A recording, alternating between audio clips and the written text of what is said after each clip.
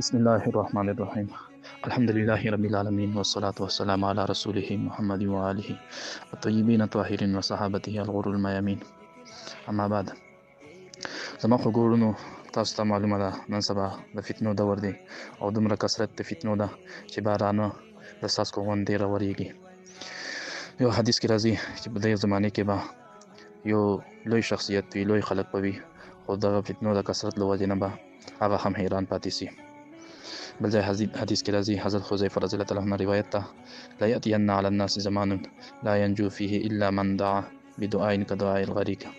حضرت حذیفه رضی الله تعالی عنه روایت ده چې داسې زمانه را روانه ده چې په هغه کې به داسې فتنې راورېږي چې هغه نه به یو کس هم نه بچ کېږي، مګر هغه کس چې کوم کس داسې دعاګانې کوي لکه یو کس غر کېږي او دعا کوي، الله تعالی ته صرف د الله تعالی نه دعا غواړي، بل هېڅ غرض یې نه وي، ځکه چې د هلاکت په خولې کې وي، مرګ په خولې کې وي. نو داسې کس چې هغه دعا غواړي نو هغه به دې فتنو نه بچ کېږي، ورنه دې فتنو نه به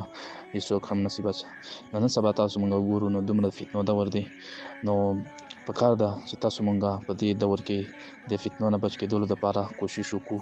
او محنت وکړو، دغه فتنو نه ځان خبر کړو او په اخلاص سره هر ټیم الله تعالی نه دعاګانې غواړو، نو انشاءالله الله تعالی هم به بچ کوي. او بل دا دی چې دا دور چې ده د فتنو دور دی، نو دغه فتنې مونږ د امام مهدي صاحب زمانې ته هغه دور ته مونږ نږدې کوي. نو تاسو مونږ د دې لپاره محنت وکړو چې امام مهدي صاحب د راتلو لپاره هغه نه مخکې نه محنت وکړو، هغه لپاره ځان تیار کړو، ځکه چې دا فتنې چې دي دا به د خپل انجام ته پس رسي چې کله امام مهدي صاحب ظهور وکړي،